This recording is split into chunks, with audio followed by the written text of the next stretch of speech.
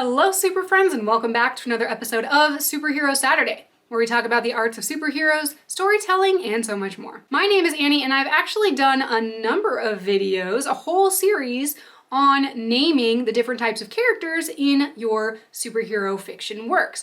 How to name your superheroes, how to name your supervillains, what not to do when naming your superheroes and supervillains, and how to name your groups of characters. But in the comments of one of those videos, one of you, my super friends, left a note about how you often struggle with giving your characters ordinary names. For example, for secret identities, or just for other characters that aren't superheroes, or even passersby. And I thought that was a great idea, and I totally missed that in my whole series. So we're gonna dedicate this whole video to talking about how to name your ordinary characters, or your ordinary identities for your characters. Because strangely, naming your ordinary humans or your ordinary identities is actually a little bit more challenging than you might think. I mean, with a world full of great names to choose from, you really could just flip your way through the phone book, or whatever the 21st century equivalent of a phone book is, and just pick something at random.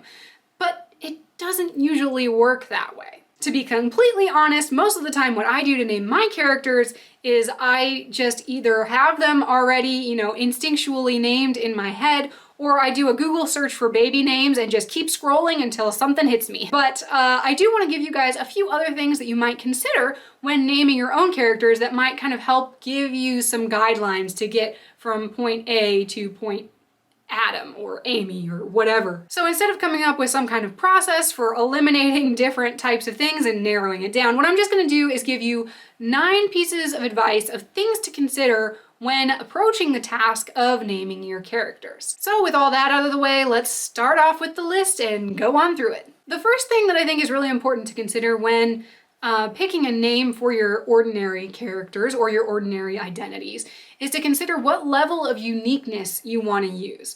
For example, if you want the character's name to really be instantly recognizable, you could use something really cool or really rare or something like that. Or if you want them to be particularly common name, then you might want to try and go in that direction. But you might want to be cautious, because if you give your character a name like Beyonce, it's a really unique name, but do you want your audience always connecting your character with the famous singer? Because if you name your character something that's recognizable or connected to something that's already big and popular, your audience is going to associate that with them. So be careful when you're looking for those names. The next thing to consider, and this could be considered at any point in the process, is to consider readability or hearability or whatever medium you're using, recognizability. Typically speaking, in order to connect with the audience right away, you're going to want to make the name of your character something that is easy enough to integrate into their brain pretty quickly, but also still is unique enough that they will recognize that character and identify with them right away. You don't want it to be so complicated that on a first impression, the viewer gets kind of pulled out of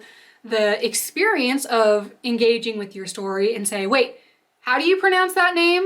What is it?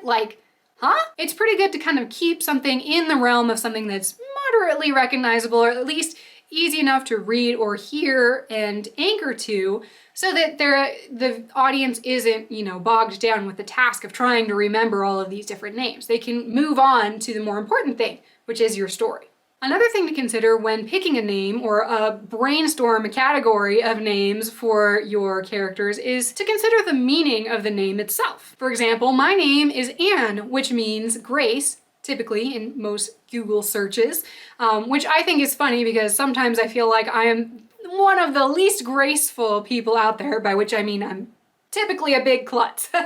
So I always thought it was a little bit ironic. Sometimes having a good meaning behind a name can be a really great place to start, because it gives you a little bit of a connection with the character or the style of the story itself. For example, if one of your main themes is protection, then you might want to go with a name that means something like guardian or warrior. Even if the reader isn't going to go up and Google search your name right away, it's something that you can connect with as the creator, so that you're thinking of that theme while you're designing the character and the story. Another thing you can think of is the personality of the character and the personality of the names that you might be picking. I'm not really an astrology type of girl, but I definitely believe that certain names can really have very strong personalities attached to them. For example, one of my superhero characters is named Gabby, and even though originally I kind of envisioned the character as being a little bit more broody, a little bit more disciplined, very, fight-oriented, her name really ended up becoming into something more like a chatty Cathy rather than a broody Beth. So if you're going to name your character something like Chad or Karen, understand that those, there are personalities that are kind of weighted with certain names. So if you give that name to your character, either your audience is going to connect that with your character at some point, depending, or your character may actually develop their own personality based on that name. I don't know how it happens like that, it just does. Another thing to think about, and I alluded to this a little bit earlier, is to consider the cultural and historic influences of a name when you're designing a character. You don't want to let this kind of dominate your process. For example, if you're trying to make a character that is from Britain, you might want to find some kind of good English name for them and give them, a little bit of historical background with their roots from England, but you don't want to just make them so British that it becomes like this weird stereotype. You can keep it as simple as, identifying, okay, this character is Swedish, so let's find some common Swedish surnames to kind of go with the character, and then just keep going with the character design from there. One trap that I see a lot of young creators or new creators kind of fall into is that if they're really trying hard to create a character that's from a culture that's not their own, they might try and do too much research into that culture and try and force it into a box. While it's always good to give a little bit of variety to the characters that you're creating, you don't want to go looking for some kind of rare name in that language that means something weird when you personally haven't experienced what it is about that culture that makes that name rare or unique. Because you might just come across as inauthentic and kind of just making that culture into a costume. For cultures that are not your own, generally speaking, what I recommend is just to stick with pretty common names and themes that you can find on the internet, or find some accounts about that and follow them for their memes. That way you're not finding yourself in some kind of danger zone trying to dig up these really weird, rare things that may actually not have the cultural notations that you're actually looking for. Kind of jumping off of that, you want to kind of consider what your own personal history and background and memories and life is going to have as an influence on those names. If you're giving some thought to naming a character after someone that you know in real life, which we've all had this temptation before, you might want to consider what would happen if that person came across their name in your work and kind of connected those dots to see that you actually kind of just ripped them off and put them into your book. That can be a good or a bad thing, but it's definitely something to consider because it might have some consequences that you might know about. How is it going to make them feel to see themselves in your story? Another thing that you're going to really want to think about for your story is to consider which came first, the secret identity or the super identity. For example, if your character isn't that familiar with human naming conventions, then this might be a really good place to riff off of and create something a little comedic or a little silly or just a little strange. You can totally play into that. For example, I think that the name Human is a hilarious secret identity name for someone who might actually not be a human. Or maybe your character can choose to name themselves something a little hilarious, like just the first thing that they saw on a billboard when they first arrived on Earth. Or maybe your character can name themselves after a favorite character on TV or a very influential person in their life.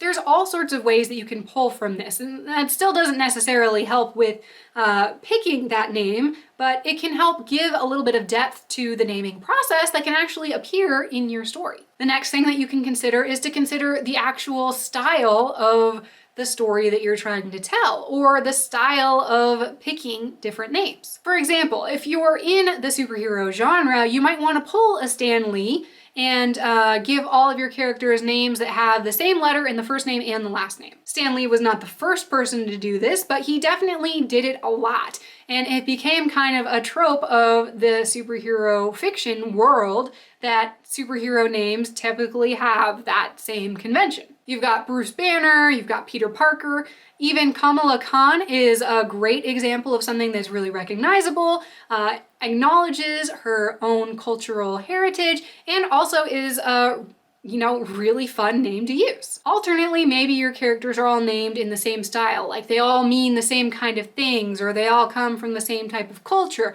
or they all have that kind of like play on words type thing that gives them a consistency across the whole story. In the webcomic turned graphic novel Hench Girl by Kristen Goodsnook, I really don't know how to pronounce that. The main character, Mariposa, and all of the other characters in her butterfly gang are named in ways that kind of reflect the whole butterfly theme. Like Katie Pillar, or Coco Un, or Larry Va, all these things that kind of like reflect different stages of the butterfly's life process. That's one way to integrate a theme throughout that's kind of fun and playful and clever, but also is, mostly ordinary and recognizable enough names that you could say, yeah, a normal person might be named that. Having all of these people in the same place named the same kind of thing and then naming themselves the Butterfly Gang, that's definitely a story style choice. The last piece of advice I have for you is just to consider your own instincts.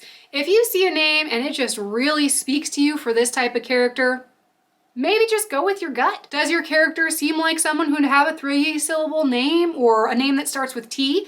You build off of that. You're the creator, you go with something that feels right to you and will probably feel right to the character if you use it. You can literally do what I do and just Google search names that start with the letter S. Then if it looks good with you, make a decision, roll with it, and keep going. Because you can always go back and change it if you decide that that name really doesn't fit with your character. But it might be hard to keep working on your story if you just keep calling the character X because you don't know what their name is. Find something that will work for them for the now and roll with it. And there you have it. Those are my 9 pieces of advice to help you out when you are picking which names to give to your ordinary human characters or your ordinary secret identity names. Do you have some favorite naming conventions for different types of characters in superhero fiction or fiction in general? Or if you just found this video helpful, go ahead and give us a big thumbs up and put it down in the comments below. Subscribe to our channel if you want to see more content like this, or if you want to get in on our latest community collaboration, which you can find a link to in the video description box below. You can check out my own naming conventions in my books, The Fearless 9, at our website at www.fearless9.com. Thanks so much for watching, Super Friends, and we'll see you next time.